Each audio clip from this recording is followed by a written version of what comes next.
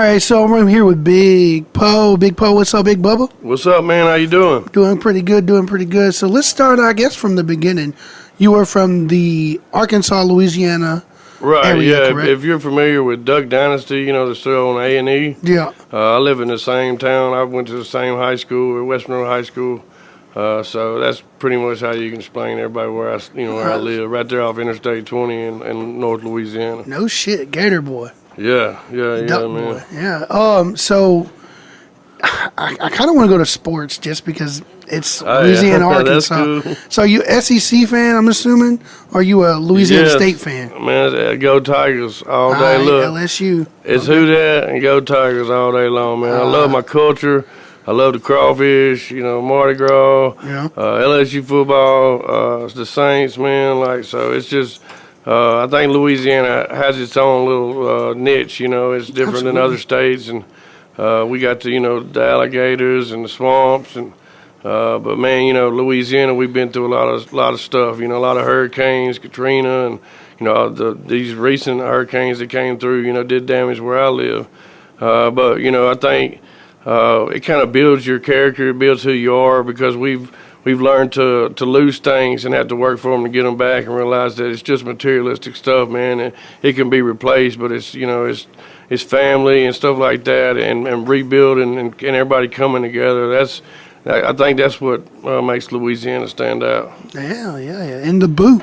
Yeah, the boot. Ready to put the foot up someone's ass. That's right. I like how that's the shape of the state of Louisiana. Right. Now, could you tell me what the word couillon means? Just like a coon ass, man. Like a, you know what I'm saying? Like that's where I live. They more like call me a Yankee, because when you get down by Lake Charles, Lafayette, Bro Bridge, and stuff like that, that's where the French coon ass is in. So they call us Yankees, you know what I'm saying? So you're a Yankee compared to... Yeah. I mean, I still got the Louisiana culture, but, they talk French and stuff down. If you go way down south, like so that's where the couillon comes from. Couillon, okay. Yeah. Okay, because I would assume, and I'm ignorant to it, that majority of Louisianians, am I saying that right? Yeah. Are all like Cajun and like French intertwined with right. You think that, but it's really a little mix, Yeah. I mean, so, like I said, you go below I-10 down there, Interstate 10 crosses all the way across Louisiana. Okay. And that's when you start getting into Cajun country. Nah. Down there in Ville Platte and all that, Bro Bridge. They have the Crawfish Festival down there in Bro Bridge. But I've worked all over Louisiana. I worked in Sulphur, Lake Charles, Lafayette. I used to be a pipeliner. And a lot of Louisiana people count on, the oil and gas industry to make it, I think 1 in 9 Louisianians, somebody works in oil and gas. That's what I was going to ask. Is that what you do when you're not doing music? No, I'm full-time music now. Full-time? Yeah, this is what I do to feed my family, man, and I've been blessed to meet a lot of good people along the way, and it takes an army. My supporters, we call them Po folks, man, and they ride or die, and that's how we've grown. We built this thing one brick at a time. We hadn't had a real big budget. We've been mostly totally independent. We don't have that big marketing budget and stuff like that. So we count on the people to spread the word and the music to speak for itself. Yeah, I see it. Sarah Burton, which I'm pretty sure you're very, very familiar with. She be. I don't remember exactly where I met her at, but we became friends on Facebook, and I always see her posting stuff about you. Right. Yeah, she's and not only does Sarah ride for the Po Folks movement, but she does for a lot of these artists out there, man. And it's people like Sarah that make it, help us build our careers, man, and get the word out and get our followers up and stuff like that. So, yeah, man, we're thankful to have a lot of good people like her, along the way. Yeah, I was doing a little research. When I say little, I mean like a little. Seen that you the Po Folks is probably about 70,000 strong. Yeah, man, we really grew this year, man. That's crazy. During the quarantine, you would think, but we went all out. When they started stopping the shows and stuff like that, we were set up in the yard, man. We got the band in the yard. You know, whatever we could do. Point, wasn't it? A trailer that turned into a stage. You were working with some guy that was doing that. Right. Yeah. Mark Atherton, Meanit Entertainment. Shout out to DJ Meanit. He'll be here today. And he has an 18-wheeler trailer that just pops up, hydraulics on it. Man, we can pull up anywhere, mud park, backyard, barn, field.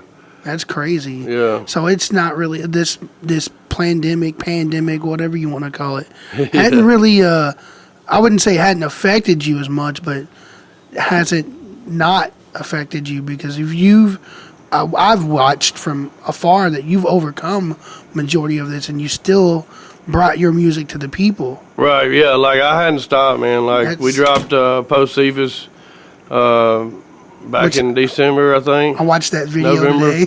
Oh, yeah? Yeah. That's what's up. Yeah, that's pretty cool. We dropped that thing, and then we got Catfish is going to be coming out here at the end of March. So we're not stopping.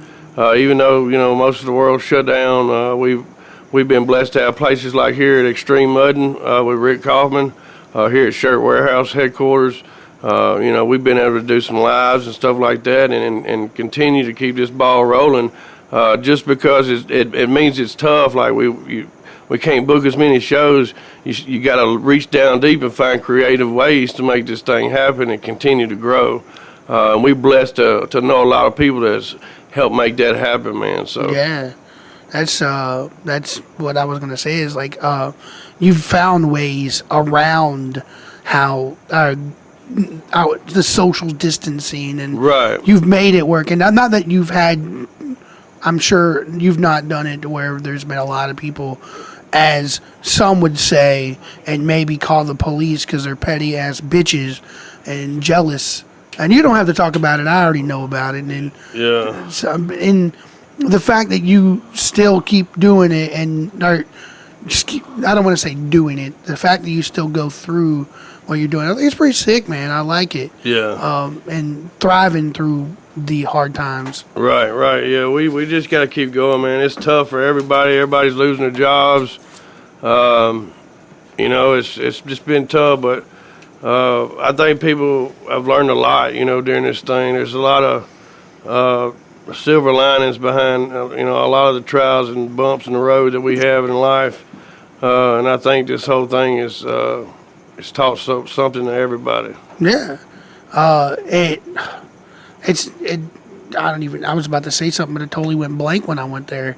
I agree that it has taught a lot of people some things, and there's some people that is kind of that have scared people into not socializing, right? Which sucks, because I mean, you may or may not know, but I used to host a lot of shows down in Louisville, and then the tri-state area, Cincinnati. Right. I always did some Ohio, some Indiana stuff, and then I used to run a venue in Louisville and doing shows, and then we sold that out. The owner sold out in November 19. Luckily. For that, but then I was starting to put on shows for 2020, and all that got canceled. And people just need to get back out in some way, shape, or form and getting entertainment, because if not, we're gonna go stir crazy and start eating each other. I mean, and you found a way around it, though. Yeah, it's unfortunate that this pandemic has come along, and you know, I know there's been a lot of people that's been sick from it and stuff like that. I just, you know, personally, I just feel like, you know, if you have underlying health issues and stuff like that, you probably don't not need to be around a lot of people like that. But, you know, you just, you know, you got to make good judgment, and you know, we're just out here trying to feed our families at the end of the day, man. And it's unfortunate that the avenues have been closed on us. The roads have been blocked. But we just going to continue to, you know, like I said earlier, we're thankful for Rick Kaufman, Extreme Mudding, and stuff like that, and for being involved in what we're doing. So we're just going to keep mashing, man. It's 2021, and hopefully the world opens back up and everything gets lovely again, you know? Yeah. So what got you into music? I mean, if not music, but like this hip hop genre. Is that what you would consider this? Well, I'm not really a fan of the hip hop term. Yeah. Sorry. No. Everybody has their own little whatever they want to call it, and it's really just a subgenre of hip hop. Okay. You know, I feel like it's just a lane that's been created with some country folks and people that, you know. Myself, you know, I used to be in them streets and I used to be in a deer stand. Like, you know, that's a lot of these guys that's in it. That's how they come up. Like we come up on hip hop music and the roots of the culture of the hip hop, and we also come up on country music. You know, the roots with the Hank Juniors and the George Straits and stuff like that. So I think when you combine those two, you know, that's what you're getting out of these guys. Right, and so. Growing up in this, so hip hop, you compared this as a lane of hip hop. Yeah. Who influenced you as a hip hop artist to do what you do today? Man, probably the Houston movement, the Houston culture, the DJ Screws, the UGKs. Yeah. You know, the Fat Pats and Lil Kiki, Paw Wall. You know, that was the era I came up in. And we used to listen to the screw music, you know, and also, you know, I came up during the time that Master P was setting the precedent for hip hop. Like, I'm in Louisiana, Master P has a record label, he's dropping albums every week, and I'm waiting at the mall, skipping school to go get that new No Limit album. You know what I'm saying? And then not only did we have No Limit, we had Cash Money. So I'm getting the Juveniles and the Waynes. So if you take all of that, the Cash Money. The Houston movement and all of that, that's where I got my hip-hop culture and the 8-Ball MJGs and, you know, 3-6 Mafia, you Tennessee, know. baby. But I think if you take all that and then you reach over there and grab Outkast and Goody Mob and you mix it all in, that's my hip-hop culture. That's what's up.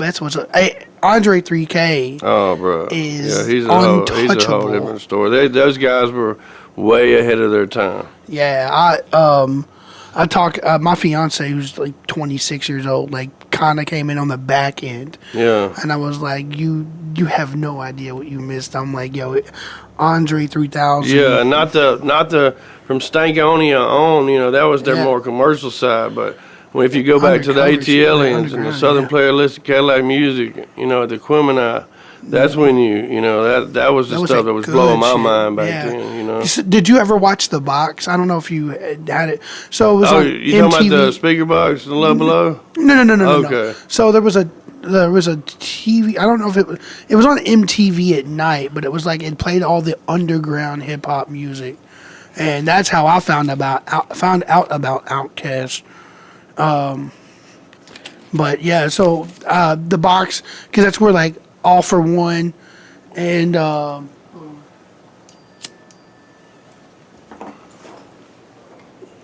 that's where like I heard, and All for One's not really hip hop. It's like soul or whatever. Right. Well, I was an R&B dude too. R&B. I said soul. Yeah.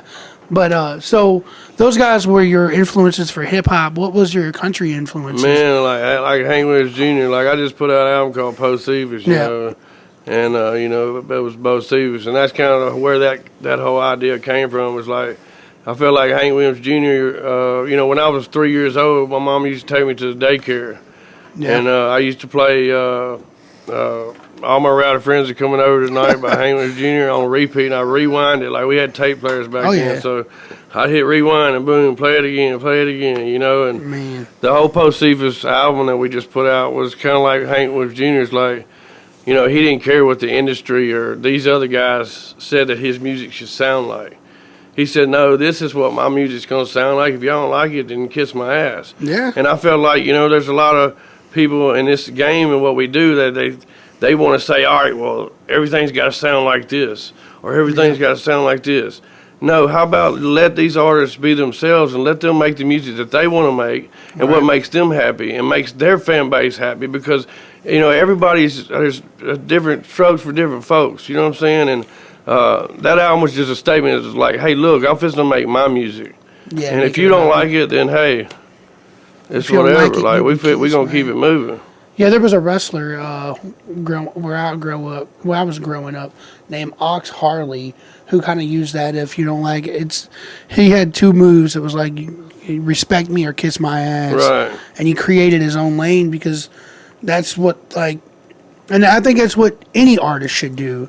It's like you should take from your influences and put your own kind of twist on it and create your own lane because this cookie cutter stuff, this radio thing. So don't get me wrong, the radio music, I mean, clearly pays you, but just like Jelly Roll, for instance, he's created his own way, and he's no label, everything Right.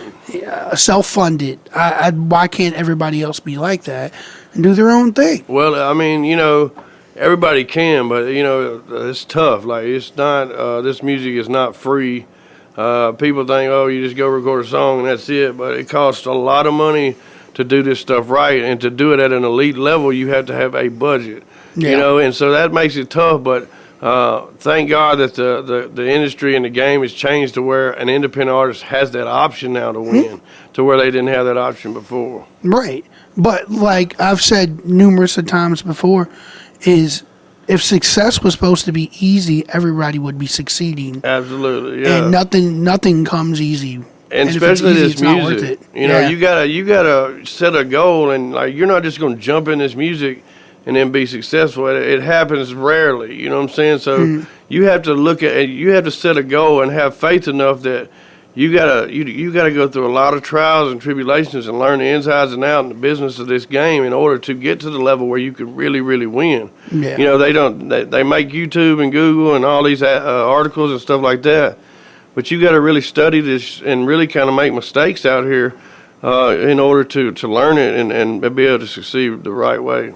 So how long have you been doing music? 20 plus years, man. No way. Yeah, How old I've been are doing you? it since like 97. You look like you're like 35.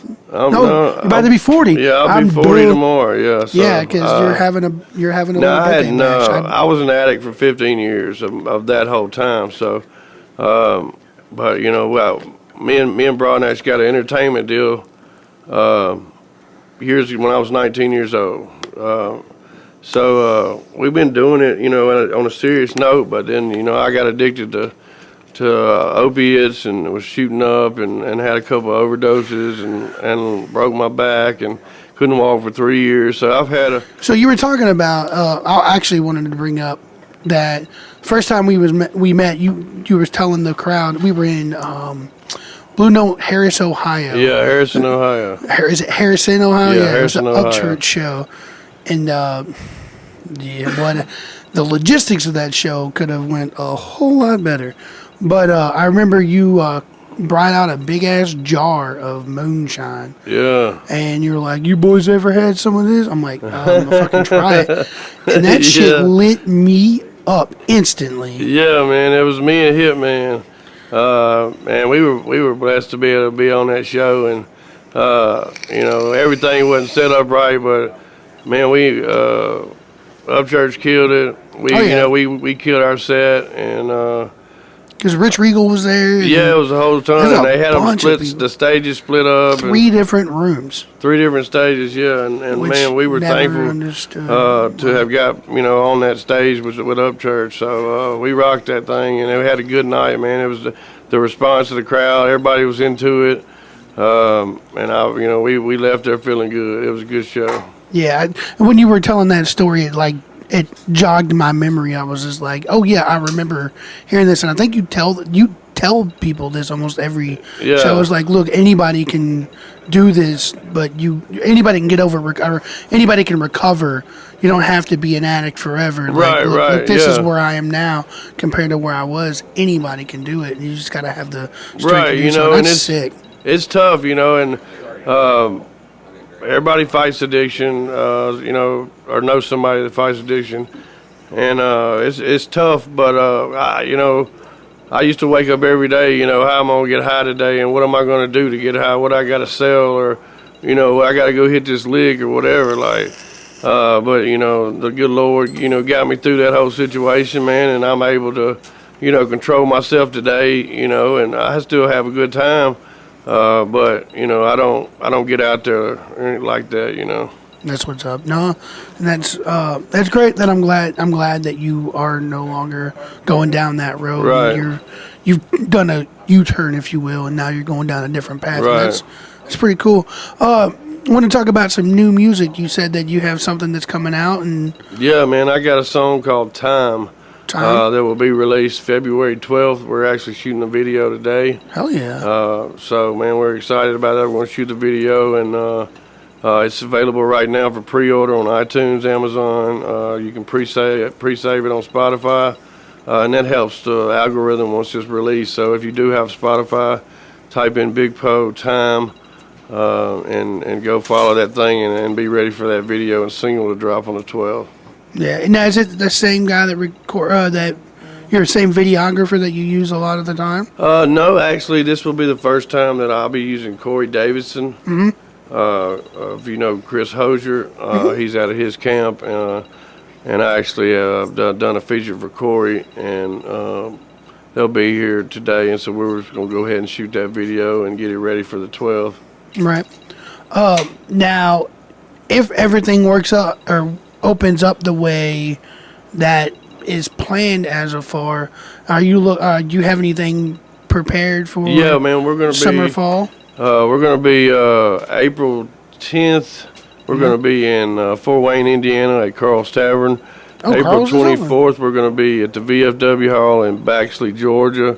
And I think in June we're going to be in Mississippi. So we got a few ready to go. Spot shows, hell yeah. And then you looking, you got any, well, I don't want you to release it if you do, because it may not be ready, but are you working on any, like, tours?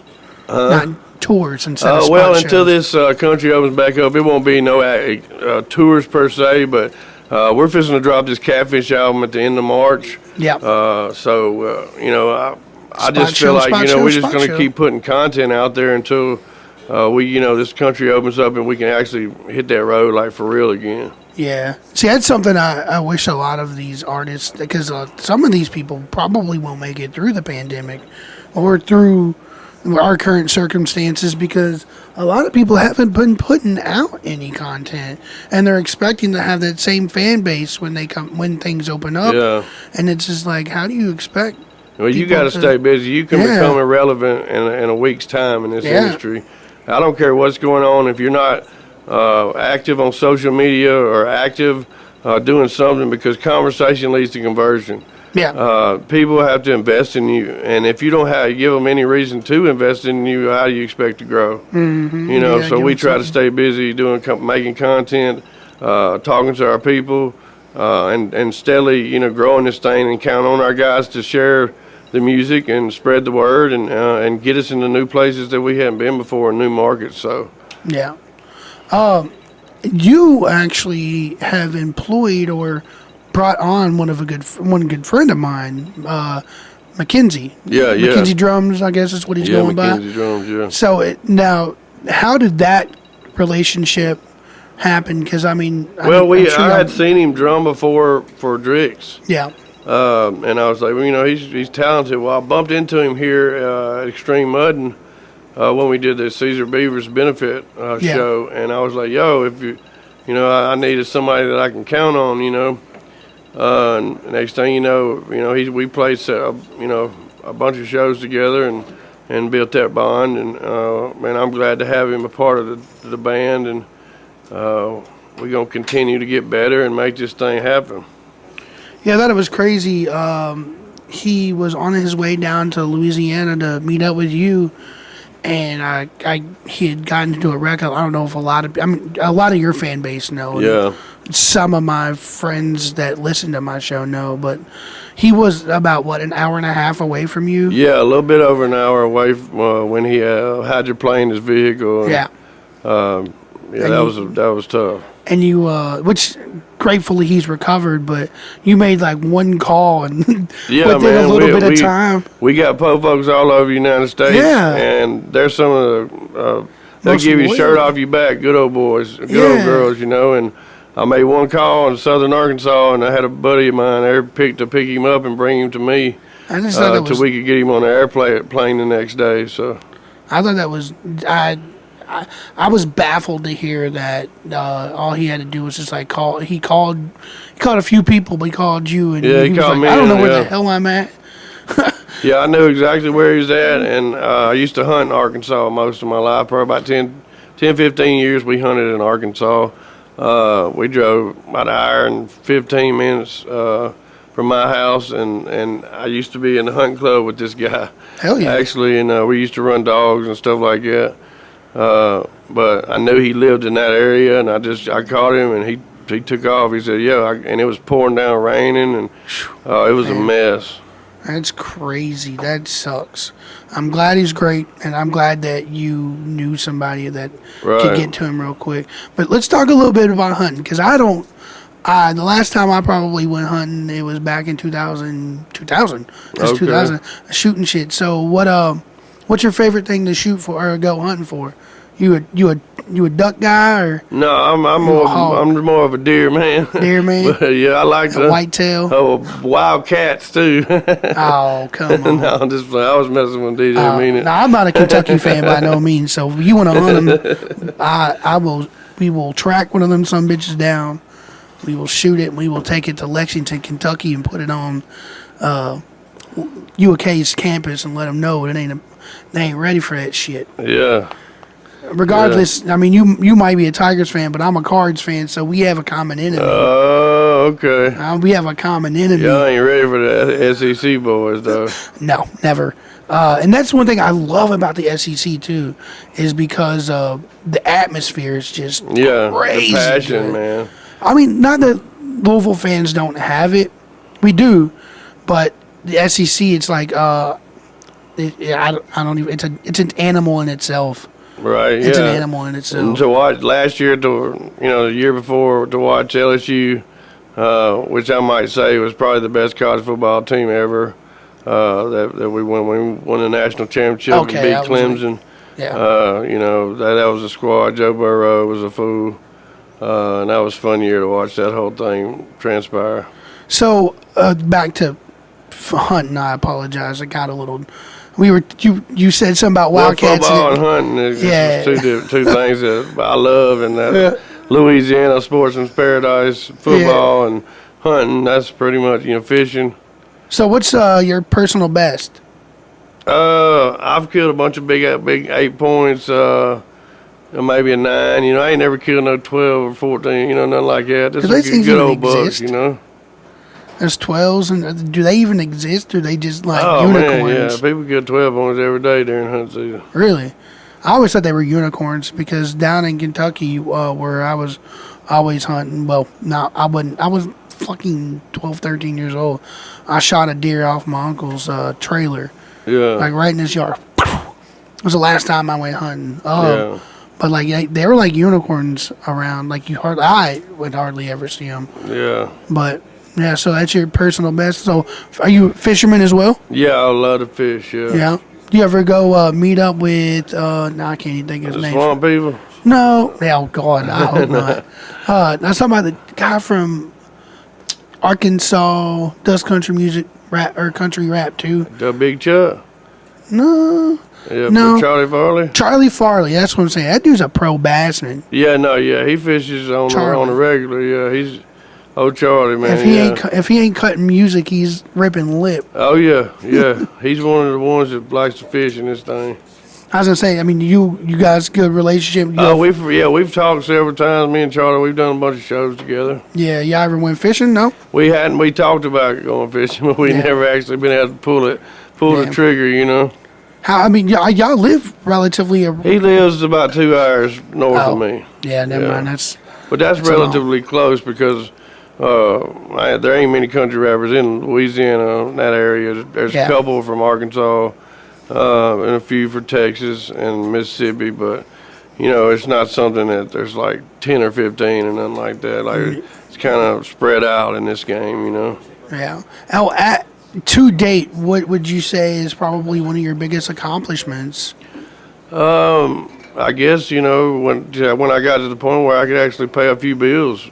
Yeah. Doing this stuff, and it come with a lot of sacrifices because for so many years I didn't, I was doing shows for free and doing whatever I could. Matter of fact, when I met you, I drove all the way to Harrison, Ohio from Louisiana for free No shit. to open up Rupp Church.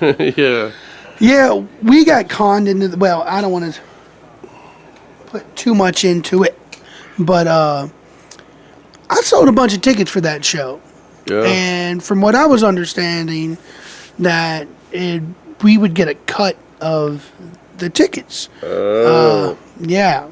And I'm not attempting to talk will or ill, but it did kind of piss me off. There's a few promoters and stuff like that in this game that's they may not be doing everything the right way, and maybe hopefully they learned their lesson from practicing bad practices like that. I wouldn't. I would say probably not, only because they. I mean, once you get over on someone and you learn that you can convince someone that you're going to pay them, if you're going to give them a cut of tickets, and then they sell 100 tickets and then you don't give them nothing, why would they offer to pay you to do the same thing again when they know you're going to go ahead and sell those tickets? Like, right. That's some bad business, and hopefully Yeah. he learned, or they learned. But I've heard that they've done several shows since then, and have done the same thing. Yeah, well, that's unfortunate if that's true. You've never had oh mercy. Oh Lord. Wish you could see this through the speaker. Yeah, right. Well, I see it, and I say, can you pour a shot? Huh? You about to pour? You about to sip on it? Yeah, give me a little old Pull off of snort. Mercy. Just all right. I'm gonna describe this Describe thing. it This is for a us. ball, wide mouth moonshine jar, guys, and the substance that's in it looks just like water. That's that Mountain Dew. But when you baby. put your nose up to it, hold up. Oh man, it's got that little corn flavor in it. That's something that's synonymous with country rap. Ain't that the word, synonymous? I think I graduated 6th grade. But look here, this stuff right here. I'm finna sip it and see what it does. Yeah, tell me what it tastes like. Take old pull off that. See, I was gonna bring some.